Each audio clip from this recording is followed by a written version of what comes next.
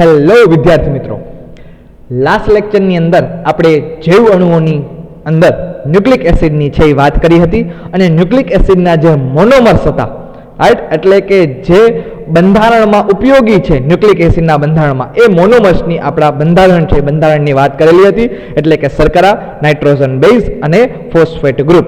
તો આજે આ બંધારણ કેવી રીતે એકબીજા સાથે જોડાશે અને કેવી રીતે ન્યુક્લિક એસિડની જે રચના છે એ રચનામાં ભાગ ભજવશે એની આપણે વાત કરીશું. તો ચાલો શરૂઆત કરીએ ન્યુક્લિક એસિડ વિશે. રાઈટ, તો કે ન્યુક્લિક એસિડ શેનું બનેલું હોય? તો કે ન્યુક્લિયોટાઇડનું બનેલું હોય. અને ન્યુક્લિયોટાઇડ શેનું બનેલું હોય? તો આપણે વાત કરી હતી કે ન્યુક્લિયોટાઇડ છે એ બે વસ્તુનું બનેલું હશે. કઈ બે વસ્તુઓ? તો કે નાઇટ્રોજન બેઝ, રાઈટ, અને બીજું શું હશે? તો કે શર્કરા. આ બંને ભેગા થઈને શેની રચના કરશે? તો કે ન્યુક્લિયોસાઇડની રચના કરશે. ઓકે, તો ન્યુક્લિયોસાઇડ કેવી રીતે બનશે એની આપણે વાત કરીએ. દાખલા તરીકે, ઉદાહરણ તરીકે હું એક કમ્પોનન્ટ લઉં છું. કમ્પોનન્ટ તરીકે એટલે કે એક શર્કરા લઉં છું. શર્કરા તરીકે હું કઈ શર્કરા લઉં?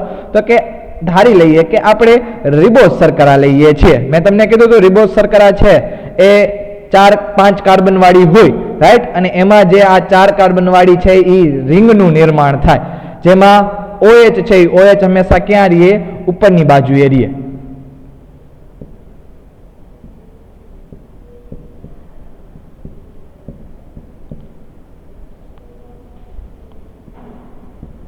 આવી રીતે કાંઈક આપણે બંધારણ જોયું હતું.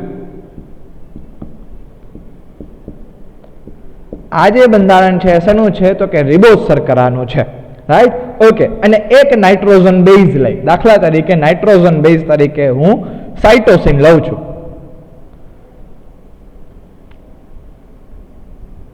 સૂત્ર યાદ કરો, શું હતું? કાનો કાનો કાકા, રાઈટ, કાનો કાનો કાકા. નંબર આપવાની શરૂઆત છે આપણે નાઇટ્રોજન થી કરતા હતા. ઓકે, કે જેની અંદર સાઇટોસિન ની અંદર ડાયરેક્ટ સ્ટોરી યાદ કરવાની. તો સ્ટોરીમાં હતું કે રાજા ચડી ગયો પાછો ઉપર, સાઇટોસિન આવ્યું ત્યારે, અને દીકરો આવી ગયો નીચે. આવી રીતે કાંઈક સ્ટોરી હતી આપણી, રાઈટ. જો સ્ટોરી ન જોઈ હોય, રાઈટ, તો પેલા સ્ટોરી જોઈ લેજો, કારણ કે સ્ટોરી વિના યાદ રાખવું મુશ્કેલ છે બંધારણ, રાઈટ. તો પેલા જે આપણે બંધારણ ભણ્યા છે બંધારણ પેલા જોજો, એનો વિડીયો લેક્ચર, પછી આ વિડીયો લેક્ચર છે. આ વિડીયો લેક્ચરની અંદર તમે જોઈ શકો છો કે ન્યુક્લિયોસાઇડની રચના છે કેવી રીતે બને. ઓકે, તો હવે આ જે પહેલા નંબરનો નાઇટ્રોજન છે, નાઇટ્રોજન બેઝનો જે આ પહેલા નંબરનો નાઇટ્રોજન, એની સાથે જોડાયેલો જે આ હાઇડ્રોજન અને જે રિબોઝ શર્કરા છે એ રિબોઝ શર્કરાના પહેલા નંબરનો, રાઈટ, ચલો નામ પણ આપી દો અહીંયા, પહેલા નંબરનો જે OH ગ્રુપ છે એ આ બંને એકબીજા સાથે પ્રક્રિયા કરે અને પાણીનો અણુ દૂર કરી નાખે અને એકબીજા વચ્ચે શું બનાવી લેશે? બંધ બનાવી લેશે. તો બંધ કેવી રીતે બને છે એની આપણે વાત કરીએ, રાઈટ. આ પાણીનો અણુ શું થઈ ગયો? દૂર. Okay,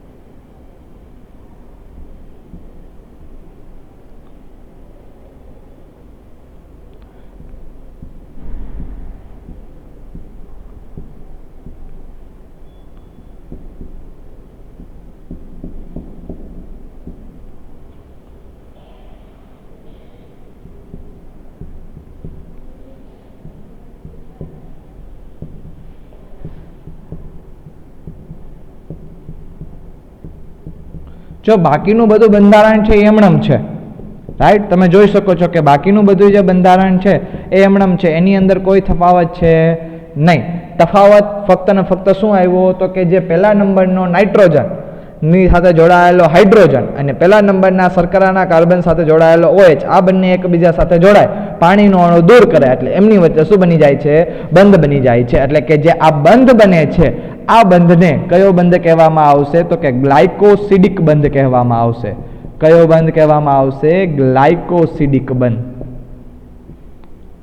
right. તો આ ગ્લાયકોસિડિક બંધ બને છે. તો હંમેશા યાદ રાખવું કે ગ્લાયકોસિડિક બંધ ક્યારે બનશે? તો કે ગ્લાયકોસિડિક બંધ જ્યારે નાઇટ્રોજન બેઝ અને પહેલા નંબરના કાર્બન એટલે કે રિબોઝ શર્કરાનો પહેલો નંબરનો કાર્બન એ એકબીજા સાથે પ્રક્રિયા કરે એટલે હંમેશા ગ્લાયકોસિડિક બંધ છે એ ગ્લાયકોસિડિક બંધનું નિર્માણ થાય. અને આ જે રચના બની એ રચનાને તમે ન્યુક્લિયોસાઇડની રચના કહેશો. શેની રચના કહેશો? ન્યુક્લિયોસાઇડની. તો કયો ન્યુક્લિયોસાઇડ બન્યો? કયા પ્રકારનો બંધ બન્યો? તો આની અંદર જે ગ્લાયકોસિડિક બંધ બન્યો છે એ ગ્લાયકોસિડિક બંધ ફર્સ્ટ નંબરનો કાર્બન એટલે કે ફર્સ્ટ ડેશ કાર્બન. આ ફર્સ્ટ ડેશ કાર્બન એટલે શું? તો કે જો અહીંયા મેં હંમેશા જ્યારે પણ શર્કરાના બંધારણ ડ્રો કરું છું ત્યારે એકની ઉપર ડેશ લગાડું છું, બેની ઉપર ડેશ, 3 ડેશ, 4 ડેશ ને 5 ડેશ આવી ડેશ લગાડું છું. જ્યારે નાઇટ્રોજન બેઝમાં નંબર લગાવું છું ત્યારે સિમ્પલ આપું છું 1 2 3 4 5 6. રાઈટ. તો કે બંધ કોની વચ્ચે બને છે? તો કે first 1 dash carbon. 1 dash carbon એટલે કોનો કાર્બન હોય? તો કે શર્કરાનો કાર્બન હોય અને 1 નંબરનો નાઇટ્રોજન. આ બંને વચ્ચે શું બને છે? ગ્લાયકોસિડિક બંધ બને છે. તો આ જે રચના છે આ રચના શેની રચના થઈ? તો કે આ જે રચના છે એ થઈ સાયટીડીન.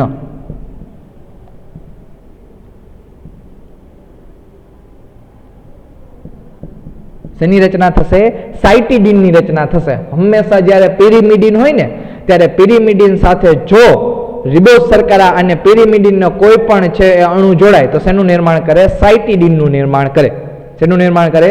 સાયટીડીનનું નિર્માણ કરે. એવી જ રીતે રાઈટ બીજું એક બંધારણ હોય જેને કહેવાય ડીઓક્સીસાયટીડીન.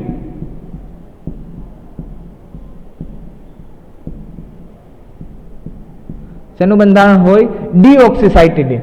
તો આ ડીઓક્સીસાયટીડીનમાં અને સાયટીડીનમાં ક્યાં તફાવત હોય? તો કે ફક્ત ને ફક્ત ડીઓક્સી જો હોય તો શર્કરા છે એ શર્કરા તમારે કઈ યુઝ કરવી પડે? તો કે ડીઓક્સી રિબોઝ શર્કરા યુઝ કરવી પડે. અને આપણને ખબર છે કે ડીઓક્સી રિબોઝ શર્કરાની અંદર બીજા કાર્બન નંબર ઉપર OH હોય નહીં. રાઈટ. તો OH ને તમે દૂર કરી નાખો તો એ શેનું બંધારણ થઈ જાય? ખાલી હાઇડ્રોજન જ રાખો તો એ શેનું બંધારણ થઈ જાય? ડીઓક્સીસાયટીડીનનું બંધારણ થઈ જાય. રાઈટ. એવી જ રીતે તમારે હોમવર્કની અંદર રાઈટ બીજા હું જે બંધારણ આપું છું એ ડ્રો કરવાના છે. બંધારણનું નામ છે ડીઓક્સી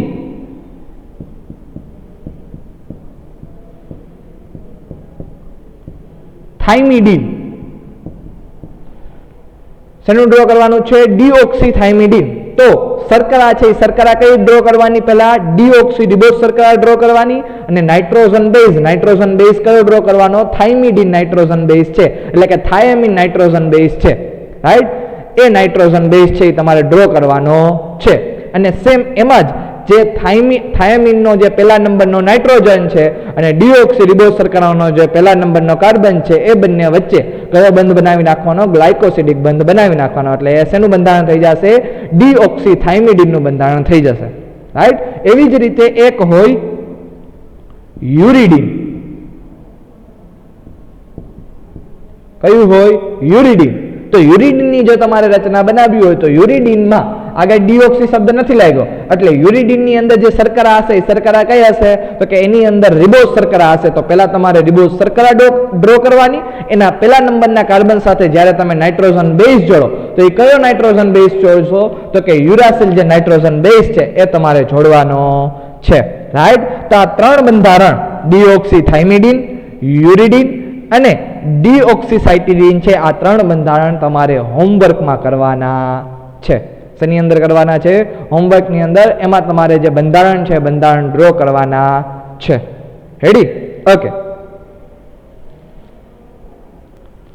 તો આ તો શર્કરા છે એ પિરિમિડીન નાઇટ્રોજન બેઝ સાથે જોડાયેલું છે. તો પ્યુરિન નાઇટ્રોજન બેઝ કે જેને આપણે એડિનિન અથવા તો ગ્વાનિન કહેતા હતા એની સાથે કેવી રીતે જોડાશે? તો ચાલો એના બંધારણ છે એ ન્યુક્લિયોસાઇડની રચના છે એ પણ જોઈ લઈએ કે એની સાથે કેવી રીતે નાઇટ્રોજન બેઝ છે એ શર્કરા સાથે જોડાય છે. ઓકે. તો ચાલો શરૂઆત કરીએ એ જ ન્યુક્લિયોસાઇડની. ફરીથી ન્યુક્લિયોસાઇડ તરીકે હવે આ વખતે હું એક ડીઓક્સી રિબોઝ શર્કરા લઉં છું. કઈ લઉં છું? ડીઓક્સી રિબોઝ શર્કરા. અને ડીઓક્સી રિબોઝ શર્કરામાં આપણને ખબર હતું કે 1 ડેશ 2 ડેશ 3 ડેશ 4 ડેશ અને આ જે પાંચમો કાર્બન આવશે એને આપણે શું નામ આપશું 5 ડેશ નામ આપશું રાઈટ ઓકે ફર્સ્ટ ડેશ ઉપરની બાજુએ શું હશે OH પછી H OH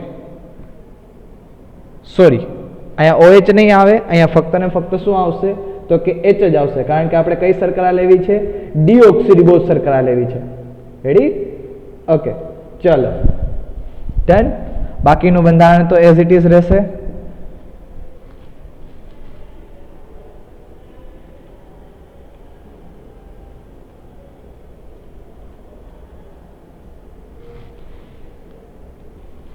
ઓકે તો આ જે બંધારણ છે આ બંધારણ શું થઈ ગયું ડીઓક્સીરિબોઝ શર્કરાનું થઈ ગયું અચ્છા એક આપણે શું લઈ લઈએ તો કે એક નાઇટ્રોજન બેઝ લઈ લઈએ અને નાઇટ્રોજન બેઝ તરીકે લઈએ છીએ આપણે પ્યુરિન નાઇટ્રોજન બેઝ લઈએ છીએ જેમાં આપણે એડિનિન લઈએ છીએ શું લઈએ છીએ એડિનિન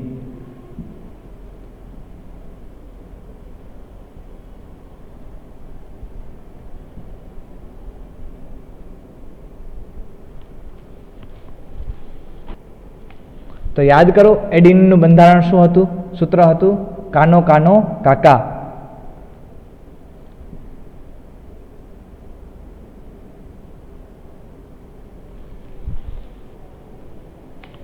ઓકે બંધારણ ડ્રો કરવાની શરૂઆત કરીએ શું હતું સૂત્ર કા નો કા નો કા કા નો કા નો રાઈટ આવું કંઈક સૂત્ર હતું જેમાં એડિનિન આપણે બંધારણ લઈએ તો એડિનિનમાં શરૂઆત સ્ટોરીથી થતી હતી કે ત્યાં અમીનો સમૂહ હોય એટલે કે રાજા હોય રાજા સિંહાસન ઉપર હોય અને નંબર આપવાની શરૂઆત છે આપણે પ્રથમ નાઇટ્રોજનથી કરતા હતા એટલે 1 2 3 4 5 6 7 અને 8 રાઈટ સંયોજકતા છે એ સંયોજકતા પણ આપણે સાથે સાથે પૂરી કરી દઈએ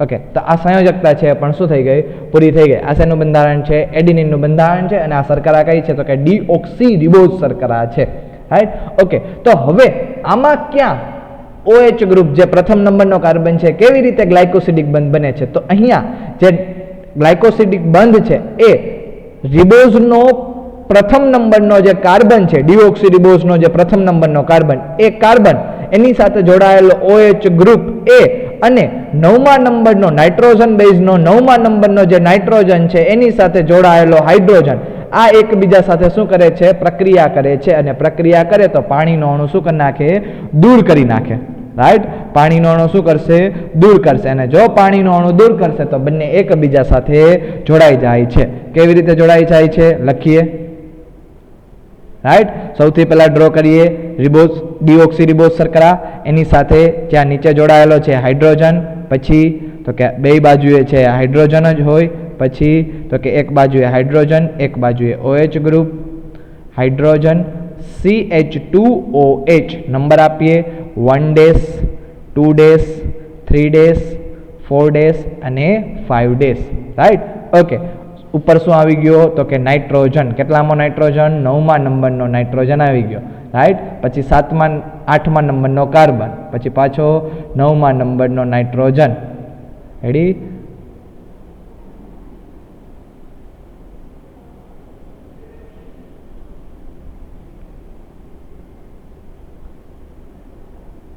ઓકે થઈ ગયું બંધારણ એવું ક્યાં હતો સમૂહ અમીનો સમૂહ ઉપરની બાજુએ હતું તો કે આ બંધારણ રેડી રાઈટ શરૂઆત છે આપણે નંબર આપવાની શરૂઆત છે હંમેશા ક્યાંથી કરતા હતા તો કે નંબર આપવાની જે શરૂઆત છે આપણે નાઇટ્રોજનથી કરતા હતા 1 2 3 4 5 6 7 8 અને 9 અને અહીંયા હતું હાઇડ્રોજન રાઈટ તો આ બંને વચ્ચે જે બંધ બને છે આ બંધ કયો બંધ કહેવાશે તો આને પણ તમે ગ્લાયકોસિડિક જ બંધ કહેશો કયો બંધ કહેશી આપણે ગ્લાયકોસિડિક બંધ પરંતુ આ જે ગ્લાયકોસિડિક બંધ છે એ પ્રથમ નંબરનો જે રિબોઝ શર્કરા છે ડીઓક્સીરિબોઝ શર્કરા છે ડીઓક્સીરિબોઝ શર્કરાના પ્રથમ નંબરનો કાર્બન અને નાઇટ્રોજન જે બેઝ છે એ નાઇટ્રોજન બેઝના 9મા નંબરનો જે નાઇટ્રોજન છે એમની વચ્ચે બંને છે શું હતું તો કે પ્રથમ નંબરનો કાર્બન અને પ્રથમ નંબરનો નાઇટ્રોજન હતો, એમની વચ્ચે બંધ બનતો હતો. પણ અહીંયા પ્રથમ નંબરનો કાર્બન અને 9મા નંબરના નાઇટ્રોજન વચ્ચે બંધ બને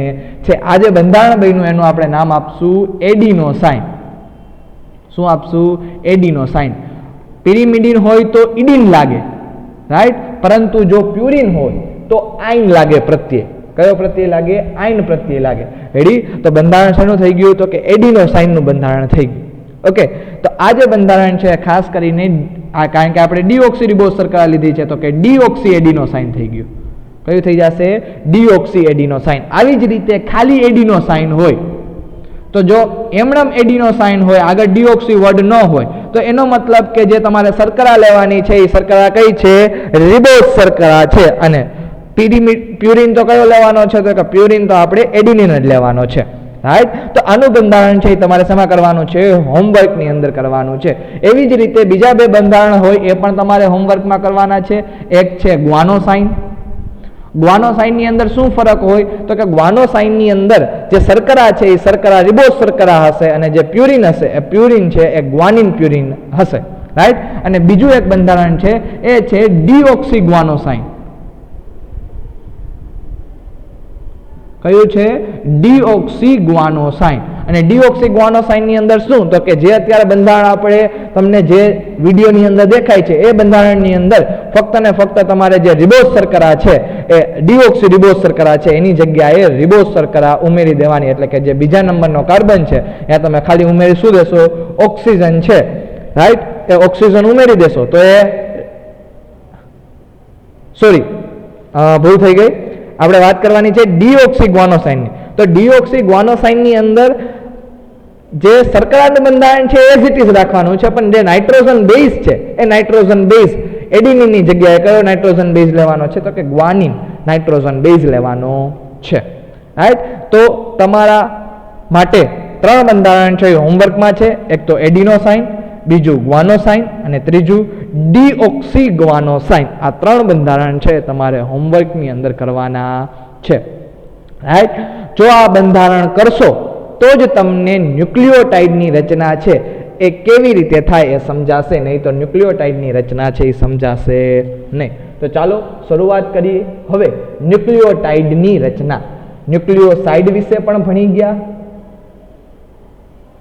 તો હવે ન્યુક્લિયોટાઇડની રચના કરીએ. એટલે કે ન્યુક્લિયોસાઇડ કોની સાથે જોડાય તો કે ફોસ્ફેટ સાથે જોડાય ત્યારે ન્યુક્લિયોટાઇડ બને. એટલે કે ન્યુક્લિયોટાઇડના 3 કમ્પોનન્ટ હોય, રાઈટ. એક તો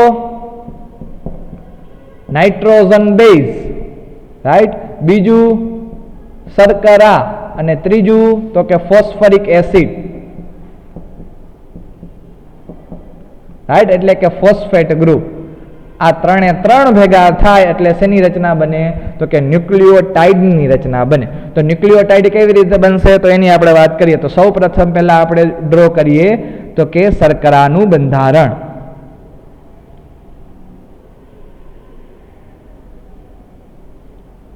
ઓકે, શર્કરા તરીકે આપણે રિબોઝ શર્કરા જ લઈએ.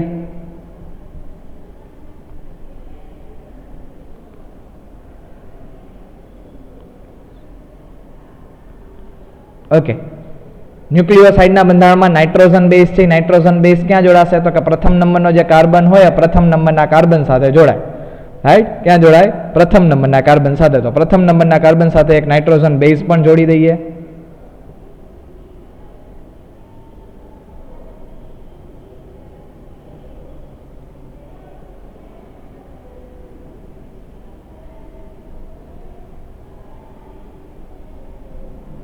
રાઈટ. આ પ્રથમ નંબરના કાર્બન સાથે આપણે શું જોડી દીધું?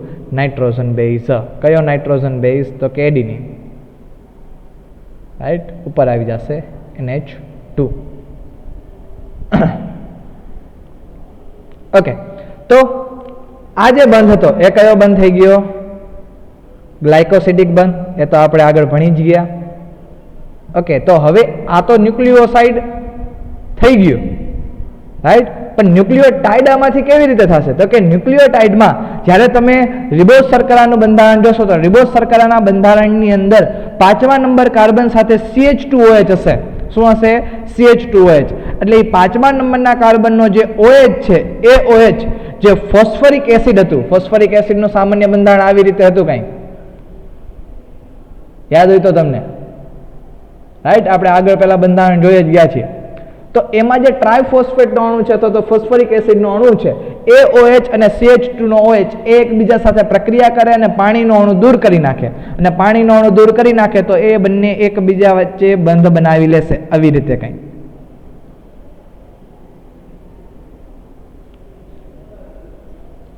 રાઈટ? આ રીતે છે એ બંધનું નિર્માણ થઈ જાય.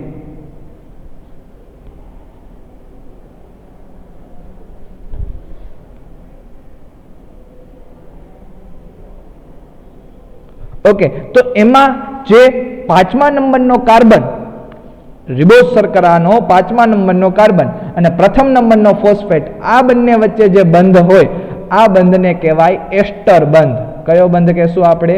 તો કે એસ્ટર બંધ કહેશું. રાઈટ? અને ફોસ્ફેટ ફોસ્ફેટ વચ્ચે જે બંધ હોય, પહેલા નંબરનો ફોસ્ફેટ અને બીજા નંબરનો ફોસ્ફેટ, બીજા નંબરનો અને ત્રીજા નંબરનો ફોસ્ફેટ, આ બંને વચ્ચે જે બંધ હોય એ બંધને આપણે કયો બંધ કહેશું? તો કે ફોસ્ફેટ બંધ કહેશું. અને આપણે જોયું હતું કે આ ફોસ્ફેટ બંધ હોય એ હાઈ એનર્જી બંધ હોય, રાઈટ? જે વધુ ઉર્જા આપે. પરંતુ પ્રથમ નંબર, 5મા નંબરનો જે કાર્બન અને પ્રથમ નંબરનો જે ફોસ્ફેટ છે એ બંને વચ્ચે જે બંધ હશે એ બંધ કયો છે? તો કે એ બંધ છે એસ્ટર બંધ. રાઈટ? તો એને આપણે શું નામ યાદ રાખશું? એસ્ટર બંધ યાદ રાખશું. ઓકે, આ બંધારણ છે, બંધારણ શેનું થઈ ગયું? તો કે આ બંધારણ હતું પેલા એડિનોસાઇનનું. રાઈટ? કારણ કે નાઇટ્રોજન બેઝ એડિનિન છે અને જે શર્કરા છે એ રિબોઝ શર્કરા છે, તો બંધારણ શેનું થઈ ગયું? એડિનોસાઇન. પણ એની સાથે જ્યારે ફોસ્ફરિક એસિડ જોડાઈ ગયું,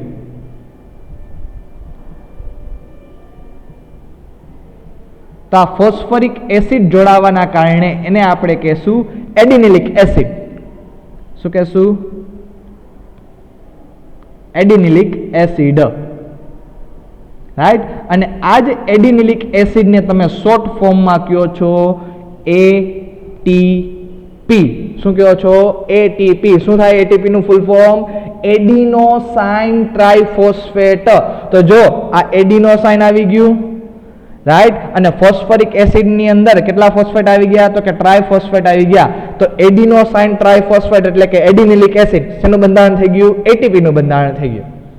રાઈટ? અત્યાર સુધી આપણે ઘણી વખત ATP શબ્દ છે એ સાંભળતા આવીએ છીએ, પરંતુ કોઈ દિવસ આપણને ATP નું બંધારણ છે એ આવડતું નથી. તો ATP નું બંધારણ સિમ્પલ રીતે છે એ આવડી જાય એવું જ છે, પરંતુ એના માટે નાઇટ્રોજન બેઝનું બંધારણ, શર્કરાનું બંધારણ અને ફોસ્ફરિક એસિડનું બંધારણ ખબર હોવી જોઈએ. ત્રણેયને એકબીજા સાથે જોડી દો એટલે જે બંધારણ થઈ ગયું એ કોનું બંધારણ થઈ ગયું? ATP નું, એડિનોસાઇન ટ્રાઇફોસ્ફેટનું બંધારણ થઈ ગયું. રાઈટ? તો આ છે આવો એક ન્યુક્લિયોટાઇડ હોય. તો જેવી રીતે ATP હોય, રાઈટ, એવી જ રીતે GTP હોય. GTP એટલે કે ગ્વાનોસાઇન ટ્રાઇફોસ્ફેટ. એવી જ રીતે UTP હોય. UTP એટલે કે યુરિડિન ટ્રાઇફોસ્ફેટ. રાઈટ? ઓકે, એ પછી તો કે CTP હોય. રાઈટ? સાઇટિડિન ટ્રાઇફોસ્ફેટ. ઓકે, એ પછી DATP હોય. DATP એટલે કે ડીઓક્સી એડિનોસાઇન ટ્રાઇફોસ્ફેટ. એ પછી તો કે DGTP એટલે કે ડીઓક્સી ગ્વાનોસાઇન ટ્રાઇફોસ્ફેટ. એ પછી DCTP એટલે કે ડીઓક્સી સાઇટિડિન ટ્રાઇફોસ્ફેટ. અને એ પછી DTTP એટલે કે ડીઓક્સિન થાઇમિડિન ટ્રાઇફોસ્ફેટ. તો ATP નું બંધારણ છે, ATP નું બંધારણ મેં તમને અહીંયા દોરી દીધું છે. GTP ના બંધારણમાં તમારે આ જ બંધારણની અંદર એડિનિનની જગ્યાએ શું લઈ લેવાનું છે? ગ્વાનિન લઈ લેવાનું છે. આ બંધારણ તમારે હોમવર્કમાં છે. એવી જ રીતે રાઈટ, UTP ની અંદર જે નાઇટ્રોજન બેઝ એડિનિન છે એ એડિનિનની જગ્યાએ તમારે શું લેવાનું છે? યુરાસિલ લેવાનું છે. અને CTP ની અંદર શું લેવાનું છે? સાઇટોસિન લેવાનું છે. રેડી? ઓકે, DATP ની અંદર એટલે કે આ જ બંધારણની અંદર કે જ્યાં આપણે રિબોઝ શર્કરાનો ઉપયોગ કર્યો છે, અહીંયા આપણે કઈ શર્કરાનો ઉપયોગ કરશું? ડીઓક્સી રિબોઝ શર્કરાનો ઉપયોગ કરશું. તો એ શેનું બંધારણ થઈ જશે? તો કે DATP નું બંધારણ થઈ જશે. રાઈટ? અચ્છા, એડિનિનની જગ્યાએ આપણે ગ્વાનિન લેશું તો DGTP. રાઈટ. ગ્વાનિનની જગ્યાએ સાઇટોસિન લેશું તો ડીસીટીપી, અને સાઇટોસિનની જગ્યાએ થાઇમિડિન લેશું તો શું થઈ જશે? ડીટીટીપી થઈ જશે. તો તમારે આ બધા જે બંધારણ છે એ બંધારણ પણ હોમવર્કમાં કરવાના છે. રાઈટ. જીટીપી, યુટીપી, સીટીપી, ડીએટીપી, ડીજીટીપી, ડીસીટીપી ને ડીટીટીપી. રાઈટ. તો કેટલા બંધારણ થયા? તો કે ટોટલ છે એ ટોટલ 7 બંધારણ થયા. એક બંધારણ મેં ડ્રો કર્યું છે, 7 બંધારણ છે તમારે ડ્રો કરવાના છે. રાઈટ. આ ન્યુક્લિયોટાઇડના સાથે 7 બંધારણ હોમવર્કની અંદર.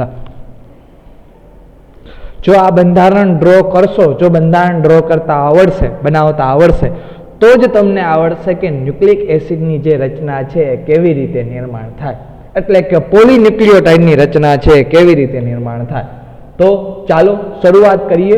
પોલીન્યુક્લિયોટાઇડ, રાઈટ, એટલે કે 2 ન્યુક્લિયોટાઇડ જ્યારે એકબીજા સાથે જોડાય ત્યારે શેની રચનાનું નિર્માણ થાય? તો કે ડાયન્યુક્લિયોટાઇડ અથવા તો પોલીન્યુક્લિયોટાઇડનું રચનાનું છે નિર્માણ થાય છે. પરંતુ આ 2 ન્યુક્લિયોટાઇડ એકબીજા સાથે કેવી રીતે જોડાય, રાઈટ, એની વાત કરીએ. તો સૌથી પહેલા આપણે એક ન્યુક્લિયોટાઇડ લઈએ. દાખલા તરીકે ન્યુક્લિયોટાઇડ તરીકે લઈએ આપણે એટીપી જ. રાઈટ. ન્યુક્લિયોટાઇડ તરીકે કયો લઈએ છીએ? એટીપી ન્યુક્લિયોટાઇડ લઈએ છીએ. તો કે એટીપી ન્યુક્લિયોટાઇડનું જે બંધારણ છે કંઈક આવું હતું.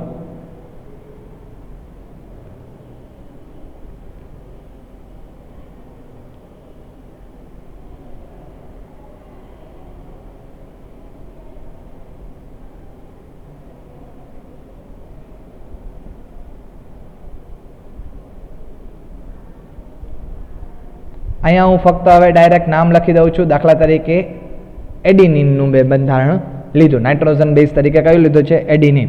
ખબર જ છે એડિનિનનું બંધારણ આપણને કેવી રીતે થાય.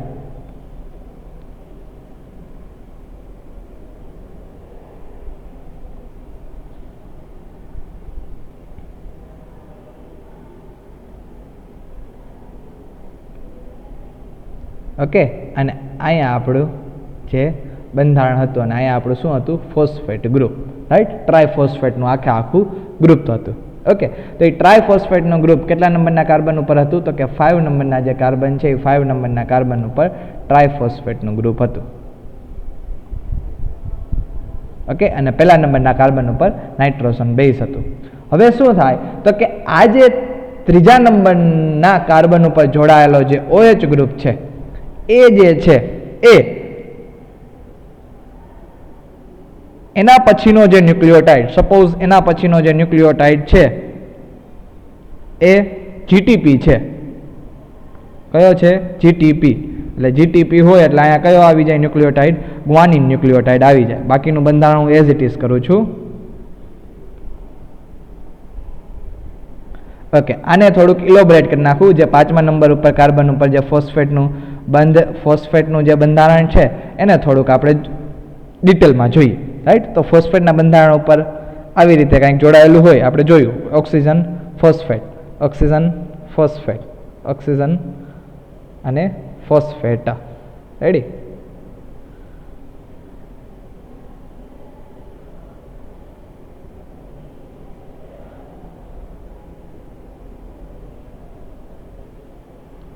ઓકે. આની સાથે એક OH પણ જોડાયેલું હોય. રેડી. હવે શું થાય છે?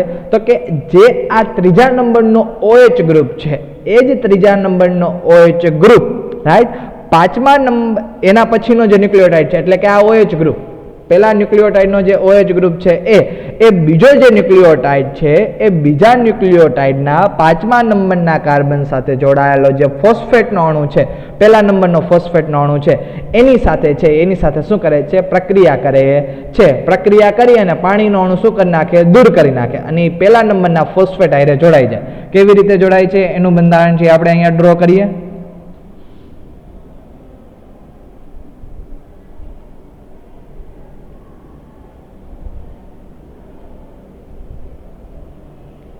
પહેલો ન્યુક્લિયોટાઇડ કયો હતો? તો કે એડિનિન.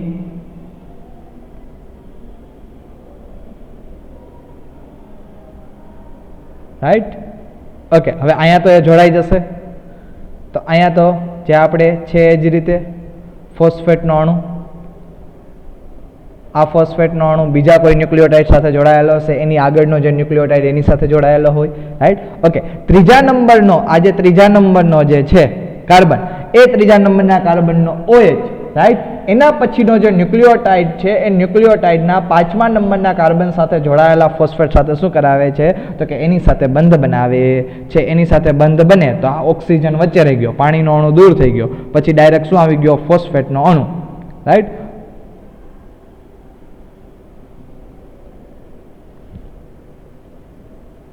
આ ફોસ્ફેટનો અણુ કોની સાથે જોડાયેલો છે તો કે ઓક્સિજન સાથે, અને એ કોની સાથે જોડાયેલું છે તો કે કાર્બન સાથે.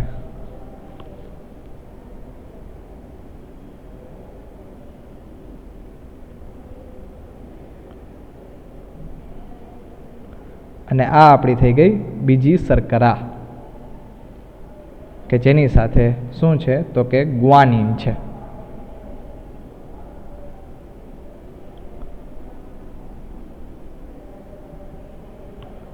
રાઈટ. તો આ જે બંધ થઈ ગયો, આ બંધને આપણે શું નામ આપશું તો કે ફોસ્ફોડાયસ્ટર બંધ કહેશું. કયો બંધ કહેશું? ફોસ્ફોડાયસ્ટર બંધ. એટલે કે બે ન્યુક્લિયોટાઇડ વચ્ચે જે બંધ હોય એ બંધને આપણે કયો બંધ કહેશું?